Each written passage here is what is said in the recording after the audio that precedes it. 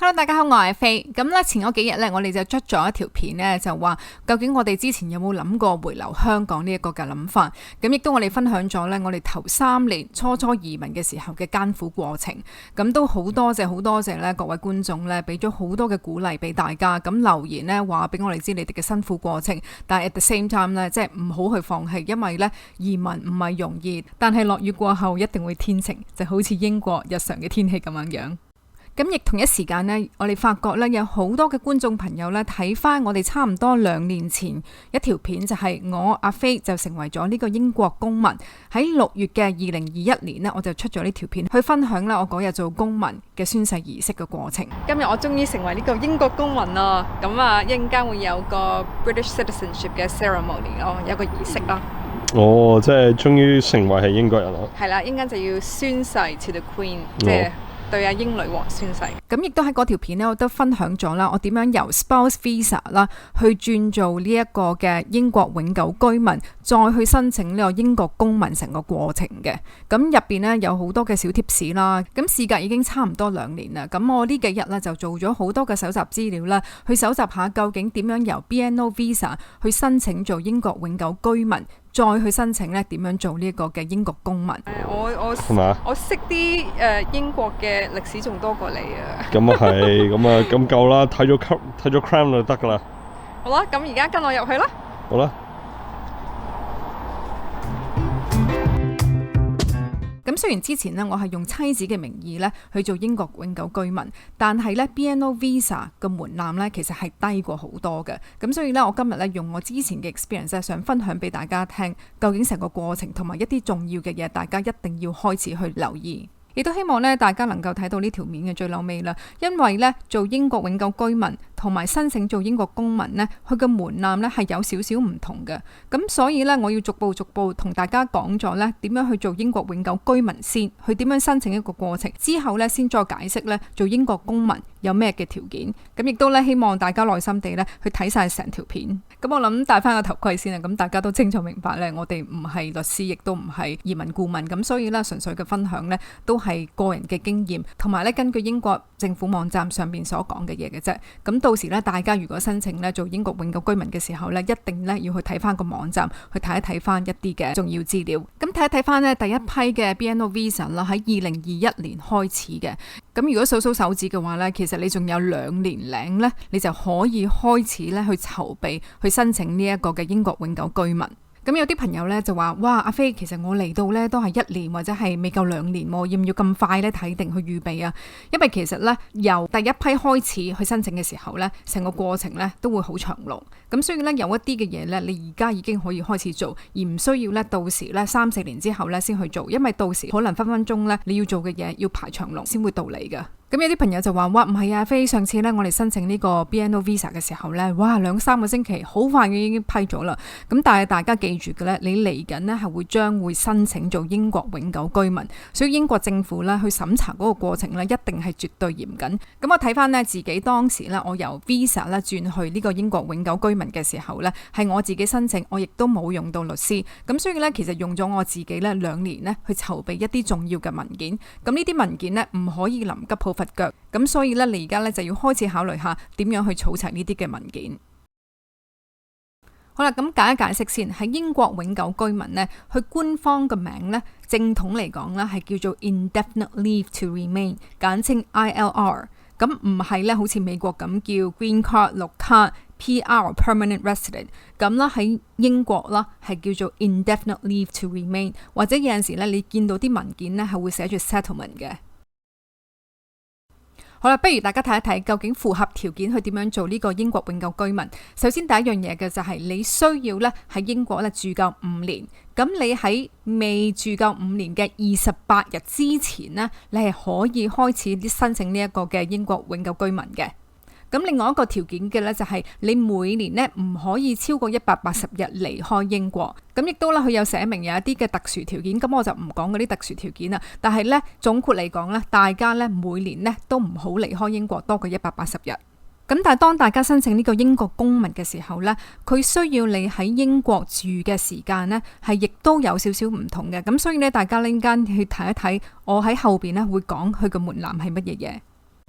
咁另外符合條件嘅呢，就係大家應該都聽過嘅呢，就係要考呢一個 Life in the UK Test 啦，同埋英文呢，你係需要考個試去符合呢個英文程度。但係如果你係一啲英國語言國家讀書，又或者係讀大學嘅時候呢，嗰個大學咧係用英文教授嘅話呢，你就唔需要考呢個英文試。留意嘅就係18歲以下或者係64歲嘅退休人士呢，都係唔需要考呢兩個試嘅。咁至於呢個 Life in the UK Test 咧，咁我就唔多講啦，因為我都知道咧，坊間呢已經大家咧喺度準備緊，亦都有好多嘅朋友已經考咗啦。咁更加知道嘅咧就係有啲嘅熱心人士咧係將呢成本書咧就變做中文，咁大家可以睇得明。咁呢個大家自己去讀，咁我亦都喺呢度咧唔多講。但係想忠告一句嘅咧就係你最嬲尾考嘅時候咧都要用英文。咁所以啦，你始終啦你要學英文係最終一個嘅目的，即係唔好淨係睇本書係明白去中文，因為始終啦你喺英國你要學翻一啲英文嘅文化。咁我自己呢，其實喺疫情呢2020年考嘅，咁我睇咗嗰本書呢，都睇咗2次，咁我亦都承認呢，入邊呢啲內容其實係深嘅。咁佢成個考試呢係45分鐘，俾你24條嘅 multiple choice，咁你可以去選擇 A、B、C、D。咁我唔想話俾大家知呢個考試好容易，因為呢其實我自己呢都花咗一段時間呢係睇嗰本書，咁但係我覺得呢最有用嘅呢就係做佢啲 pass exam 咯，因為呢我發覺啦，原來佢有好多嘅真正考試題目呢都喺嗰啲 pass exam 嗰度出現過。因為啲朋友咧就好擔心啦，就話 Life in the UK Test 咧就可能今年會出一個新嘅版本，咁好多咧朋友就話哇快脆脆而家快啲考咗個試去之後呢，咁第日唔使擔心。我覺得佢今年呢出第4個版本一啲都唔出奇，因為呢嗰本書呢入邊呢都有講好多英女王同埋佢嘅繼承人，咁所以呢，我覺得佢最主要呢都圍繞住成個皇室嘅改變，同埋一啲好明顯嘅字眼呢，就譬如 Her Majesty， 咁而家呢一定會改咗 His Majesty。咁你話個考試會唔會真係去大改呢？我覺得一定唔會。咁所以呢，如果大家朋友呢而家仲未考嗰個試，但係亦都呢冇時間去準備嘅話呢，我覺得你唔需要太擔心，亦都唔好逼自己呢2-3個月呢就夾硬要考咗個試去，因為始終呢你都要俾50磅英鎊，咁你臨急臨忙又未準備好嘅話呢，可能真係嘥時間同嘥錢。咁我哋同有啲嘅朋友傾過偈呢，其實佢哋最擔心嘅隱憂呢，就係要考呢個英文語言能力嘅考試啦。咁係需要呢測試你嘅聆聽同埋講英文嘅能力。咁其實有4個機構咧去提供呢個英文考試嘅。第一個係 Pearson、Trinity College London、IELTS Consortium 同埋 Language Cert。唔同機構有唔同嘅考試方法，譬如有啲咧係一個真人同你考試，有啲咧係俾你錄影。咁如果大家想我介紹下究竟佢哋點樣考法嘅話咧，留個言俾我。如果有興趣咧，我做另外一條片話俾大家知。其實我哋都好明白嘅咧，上咗年紀學一個新嘅語言咧，係真係絕對好困難。但係我諗大家要諗一諗咧，始終住喺英國嘅話，其實有好多時間你真係可以練習你嘅英文。喺香港嘅話，其實我哋好唔中意嘅就係香港人會笑翻香港人講英文。但係當你喺英國嘅時候，英國人係唔會笑你講英文。所以咧，你出街啊，去買杯咖啡啊，或者係郵政局等等嘅話，其實你係有機會講英文。所以咧，豁出自己去盡量咧，真係去能夠同英國人去多啲溝通。咁至於申請費用呢，而家喺官方網站呢，佢就話每人係2404磅英鎊嘅。咁如果你一家4口嘅話，2個小朋友嘅話呢，都要9000幾磅。但係因為而家呢通貨膨脹啦，我覺得呢遲幾年之後呢，呢個數目應該係會加價嘅。咁大家留意嘅呢，就係佢話呢6個月內呢就會知道你嘅申請批唔批。但係喺呢6個月期間呢，你係唔可以離開英國。咁有啲朋友話：哇，阿飛6個月冇得去旅行，冇得離開英國，唔掂喎。嗱，今次呢錢係可以解決呢個問題嘅。咁你可以呢每人俾多500磅英鎊嘅話呢，佢就會可以喺5個嘅工作天呢就話俾你知你嘅申請呢係批唔批。咁如果呢想再俾多少少錢嘅話呢，每人俾多800磅英鎊嘅話呢，去第2個工作天呢就會話俾你知你嘅申請批唔批。咁好啦，我成日咧就話要儲齊啲文件，咁究竟咧有啲咩文件要交俾佢嘅呢？第一個咧就係你嘅護照啦。咁如果你係用 BNO 啦去申請呢一個嘅 BNO Visa 嘅話，你係可以用翻呢個 BNO 護照去申請你個嘅英國永久居民。跟住落嚟呢，有其他嘅文件呢，你都要去遞交翻。咁第1-2個嘅咧就係當你申請嗰陣時咧，佢係會俾你 download 啦一個嘅 declaration form 啦，同埋個 consent form 啦，你係可以咧 download 落嚟咧去簽翻嘅。跟住落嚟咧，你就要遞交翻你呢5年嚟用過所有嘅 passport 去做旅遊嘅。咁即係譬如咧，如果你有陣時 travel 啦，用呢個 BNO passport 啦，又或者係你要用特區戶籍嘅 passport 嘅話咧，你都要遞交晒所有呢啲嘅 passport 俾佢，因為其實佢想知道咧，你究竟咧喺呢5年嚟咧，你每年係咪住多過180日？咁跟住咧就係你而家擁有呢個 biometric resident permit 啦，呢個好簡單。咁跟住落嚟呢，就係屋企人嘅關係啦。咁譬如好似夫妻嘅話呢，就結婚證明書啦；小朋友嘅話呢，就係出世紙。跟住呢個 evidence of applicant's immigration status 咧，其實我覺得啦，比較 BRP 已經得噶啦。最後尾呢一個呢，就係你要證明呢，你過往嗰5年呢都喺英國住緊。咁對我嚟講，呢個係最花時間。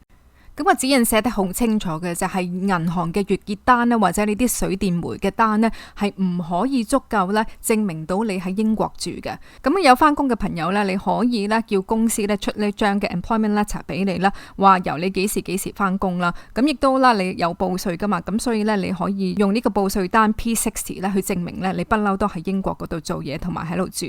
咁有啲朋友問啊，阿飛，咁如果我冇做嘢冇英國稅單咁點算啊？咁我喺 BNO Visa 咧，我就未睇到一啲官方嘅指引，但係咧喺同樣嘅 website 啦 gov.uk 嗰度咧，佢當脫歐嘅時候咧，咁有一啲嘅官方指引咧，就俾呢啲歐洲人咧去點樣證明佢之前咧喺英國住，咁所以咧大家可以睇一睇當一個參考。咁喺網站寫得好清楚嘅咧，就係如果你申請成功咧，你會有一張新嘅 biometric resident permit。BRP 咁亦都啦，你個 online status 咧係會變做 indefinite leave to remain。但係如果你申請唔成功嘅話咧，佢係會做2樣嘢。第一嘅咧，佢就會將你嘅 BNO visa 咧去 extend 到30個月。咁亦都係咧，你需要去交翻呢一個 IHS 嘅 Immigration Health Surcharge。咁呢個係 for NHS 嗰個費用。嗱，網站已經寫得好清楚噶啦，佢係有機會唔批你個嘅申請嘅，所以大家咧真係要認認真真。當你咧申請嘅時候，一定要咧交齊晒所有足夠嘅文件。喺呢一刻咧，由 BNO Visa 去做呢個英國永久居民嘅咧，係冇任何經濟嘅門檻嘅。呢個真係好，因為咧嗰陣時我就算咧用 Spouse Visa 啦去 IIR 嘅時候啦，其實我係有經濟門檻，亦都要交翻我嘅入息證明。咁所以啦，其實呢一個啦，我覺得即係英國政府都係真係幾好啦。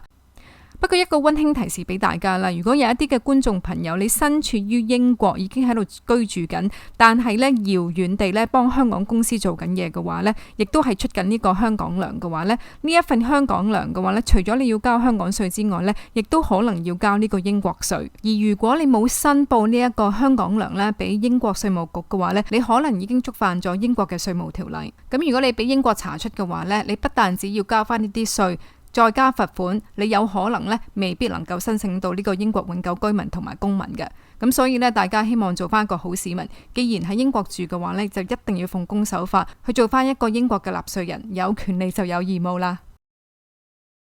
咁當你攞到呢個 indefinite leave to remain 呢個英國永久居民之後咧，12個月之後你就可以申請呢一個嘅英國公民。咁不如我俾一個假設性嘅例子俾大家啦，就係話如果你嘅 BNO Visa 咧，佢嘅有效日期咧係由3月3號2021開始，咁亦都咧你喺6個月內咧嚟到英國嘅話咧，你最早可以能夠 apply 到呢個 ILR indefinite leave to remain 呢係2月3號2026年。咁因為呢你5年呢就係3月3號2026啊嘛，咁佢話呢28日之前呢你就可以申請呢個 ILR， 咁所以呢你最早可以申請呢係2月3號2026。咁 let's say 呢你嘅 ILR 呢亦都好幸運地呢 within 呢1-2個月就 approve 咗呢。咁咧4月1號2026年假設性地嘅話咧，你最早可以申請呢個英國公民呢係4月1號2027年，你一定要攞咗呢個 ILR 而有12個月咧，你先可以開始申請呢一個嘅英國公民。咁當你成為呢個英國永久居民呢，而想做呢個英國公民嘅話呢，佢個門檻呢其實係超簡單。第一個咧就係需要18歲以上啦。咁如果咧你有小朋友嘅話咧，佢哋係要做你嘅 dependent 嘅。咁另外嘅咧就係你需要咧證明咧你過往咧5年係喺英國嗰度住啦。咁亦都同呢個英國永久居民嘅條件咧係差唔多嘅咧，就係你需要咧有呢個嘅英文嘅考試啦。咁亦都係需要咧去考呢一個嘅 Life in the UK Test。咁當你申請呢個英國永久居民咧考咗呢2個試嘅話咧，當你申請呢個英國公民咧係唔需要再考呢2個試嘅，同埋咧係諗住咧繼續喺英國嗰度住。最嬲尾咧就係有一個 good character。嗱，戲肉就喺呢一度啦。當你申請英國公民嘅時候呢，佢要你留喺英國嘅時間呢，係同申請呢個英國永久居民呢嗰個嘅符合條件呢係有啲唔同嘅。申請英國公民呢，佢要你留喺英國嘅條件呢，就係喺5年內你唔可以離開英國多過450日。咁亦都咧喺申請英國公民之前嘅12個月呢，你係唔可以離開英國多過90日。呢個大家一定真係要小心，因為呢，如果你有小朋友嘅話，咁有陣時呢，你中意翻去香港放暑假，咁閒閒地放2個月呢，已經冇咗60日噶啦。咁跟住咧 half term 啊 school term 嘅時候咧，無啦啦又可能去歐洲唔知邊一度玩嘅話咧，又冇咗2個星期啊3個星期嘅話咧，你可能分分鐘咧係超過450日嘅，或者係咧12個月內係超過90日。咁所以咧呢一個咧大家係要切記要小心。咁喺未脫歐之前呢，同埋未疫情之前呢，英國有好多嘅工呢都要周圍咧去歐洲做嘢嘅。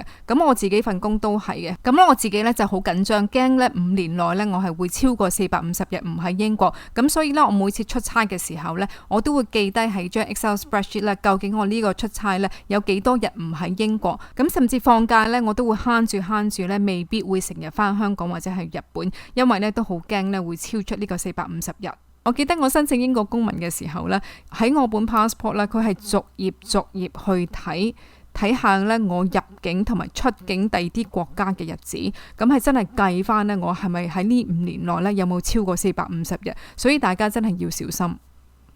咁另外你申請呢個英國公民嘅時候呢，佢係需要你有2個推薦人，咁亦都唔係個個呢能夠做到你嘅推薦人。咁第一個呢，就係佢要你識咗呢個推薦人呢係至少要3年，咁同埋呢個推薦人呢係需要有呢個英國護照，同埋呢其中一個係專業人士。咁仲要呢個推薦人呢係唔可以有任何同你一個親屬關係啦，唔可以係你嘅 representative， 即係譬如好似你個律師啦，咁亦都呢唔可以喺英國移民局做嘢啦，咁同埋最嬲尾嘅呢就係過往個10年唔可以有任何犯罪嘅記錄。咁如果大家呢仲未物識到呢有任何嘅推薦人可以呢幫你申請呢一個英國護照呢，嚟緊呢3年你快啲去積極揾呢2個人啊，因為呢一個係相當之重要。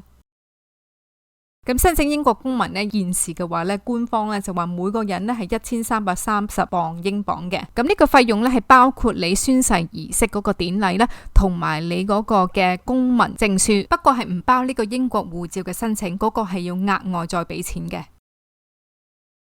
好啦，頭先講咗真係好多嘅資料俾大家啦，但係總括嚟講呢，其實有幾樣嘢呢，大家應該立即去做嘅。第一就係呢，學好英文，準備去考呢個英文考試。第二個呢，就係準備去考呢個 Life in the UK Test。第三個呢，就係搜集翻之前嗰幾年或者係嚟緊嗰幾年呢喺英國住嘅證明文件。咁同埋呢，就係第4嘅，記低呢你每次離開英國嘅日子，咁記得呢喺5年內就唔好超過450日。最嬲尾嘅呢，就係揾2個推薦人，但係要符合呢我之前所講嘅條件。好啦，我哋用咗幾日個鐘頭啦，去搜集資料同埋錄呢一個 video。我希望呢對大家呢真係有用，咁亦都希望呢大家真係睇晒，去開始呢去準備呢一個嘅英國永久居民同埋英國公民嘅申請啦。咁我資訊欄嗰度呢會留低晒所有政府網站俾大家，咁大家呢可以自己去參考下啦。咁希望大家中意呢條片啦，記住 like、subscribe 同埋撳埋個鐘仔，下次再見啦，拜拜。